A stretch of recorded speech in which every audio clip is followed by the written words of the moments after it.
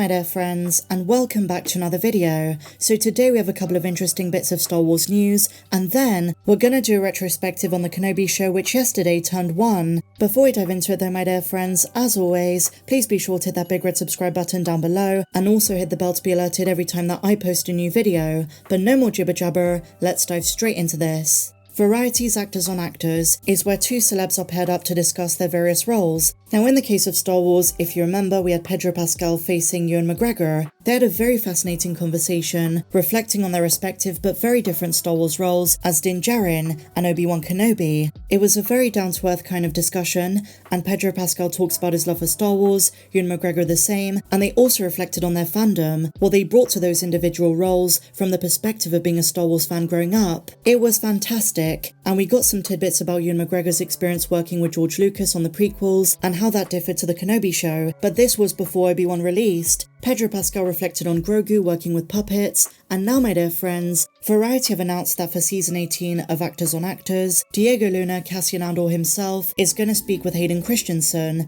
Anakin Skywalker and Darth Vader. Now this pairing is particularly interesting because both characters are so different. Obviously in the case of Hayden, he plays the character that was basically the protagonist of the Skywalker saga. George Lucas always said, Star Wars is Anakin's story, from the discovery of the Chosen One, all the way up until his redemption at the end of Return of the Jedi. The 6 films that are George Lucas's Star Wars are all about Anakin. In the title Return of the Jedi is not Luke, it's Anakin. Luke was just the catalyst for making that happen, seeing the good in his father, facilitating Anakin's turn back to the light, and the Force was balanced. Those are the words of George Lucas. So Hayden plays the character that has the most mountainous and enormous role in this story. But in this interview with Diego Luna, they say he's going to focus on his experiences in the Kenobi show, so as Anakin in flashbacks, and Vader in the present day. And as I mentioned the other day, Kathleen Kennedy has shot down the possibility of future Obi-Wan Kenobi seasons. So those are the kinds of things Hayden is going to be speaking about. But what about Diego Luna? He plays a very different kind of protagonist in the Andor show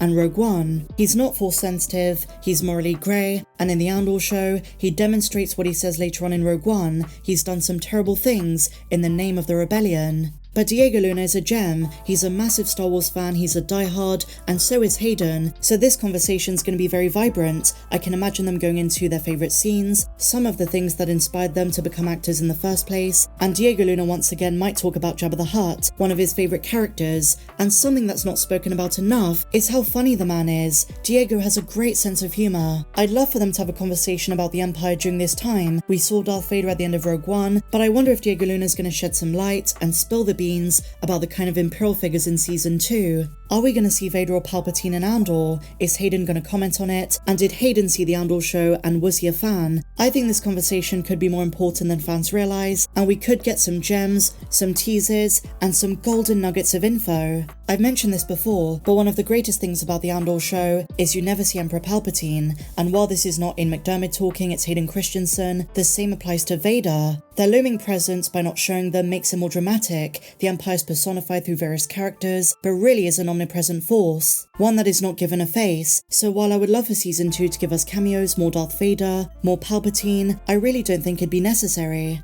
But I love both these guys. They are the epitome of wholesomeness when it comes to being Star Wars fans and loving what they do. Hayden especially, after everything he's been through in the 2000s when the prequel trilogy was hated on, but to come back and reprise his role not only in the Kenobi show but also Ahsoka is admirable. And who knows, with the Ahsoka show coming up in a few months, maybe he'll talk about it. Are we going to see some Clone Wars flashbacks, some Vader flashbacks, Hayden in the present day as Anakin's Force ghost? And both these guys are in shows that fans care a great deal about, Andor season 2 and the upcoming Ahsoka show.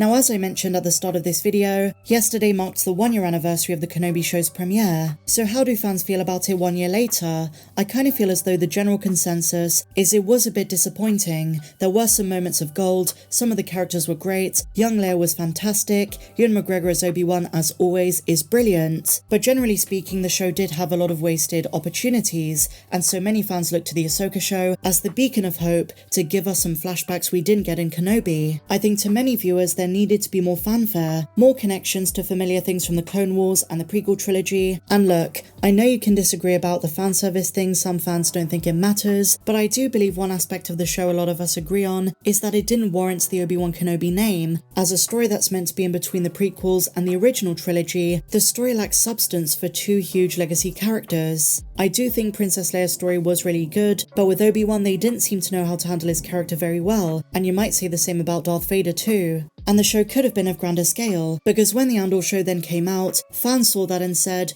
well, why didn't the Kenobi show have the same level of quality in terms of writing, visuals, and yes, there were different people working on these productions, but the quality difference was immense. And on the subject of the visuals, ILM stagecraft technology is very difficult to use. As Discussing Film says, very few in the industry know how to perfect it. The capabilities of the volume are on full display in The Mandalorian, but when it came to Kenobi, the environments and backdrops did look fairly flat. Locations that were meant to feel expansive did not hit the mark, and instead, as noted by some, look like they take place in a box with painted walls. But the volume is meant to give the illusion of being in a big world, and that's what The Mandalorian does well. I'm not going to mention Andor because it was filmed on location, so it's very different, but just speaking about the volume, the visual effects we saw in the Kenobi show sadly bring down what is otherwise a very interesting period of the galaxy. It's not all doom and gloom though. Many fans absolutely loved it. Now I'm one of those that kind of takes a middle approach. There were some things I liked, some things I didn't, but I would say it's on the lower end of my favourite Disney Plus shows.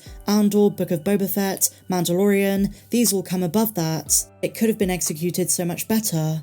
But to focus on the good stuff, we got Hayden back. He had 2 fights against his old master Obi-Wan, and most fans agree that second fight in part 6 of the Kenobi show was the most intense and the better of the two.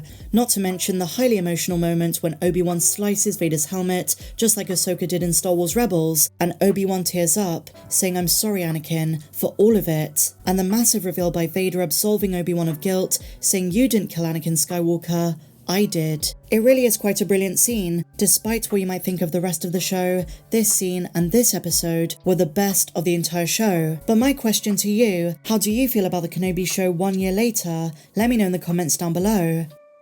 And so finally, my dear friends, an update for the KOTOR remake. We spoke about this the other day, and how some insiders are saying it's not going to happen anytime soon. Well, there is some good news. Embracer, the company that owns Aspyr and Saber, confirmed the game is still in active development in a recent report to its investors. Of course, this could mean it's being worked on by a small group of people and isn't making a ton of progress, but fingers crossed that's not the case. It's still in the works, and its estimated release date is sometime in 2025, although this is highly provisional and speculative. So share your thoughts on this and everything we spoke about in the comments down below. If you enjoyed this video guys, please be sure to give me a big fat thumbs up, subscribe if you're new, and I'll see you in the next one. May the Force be with you always.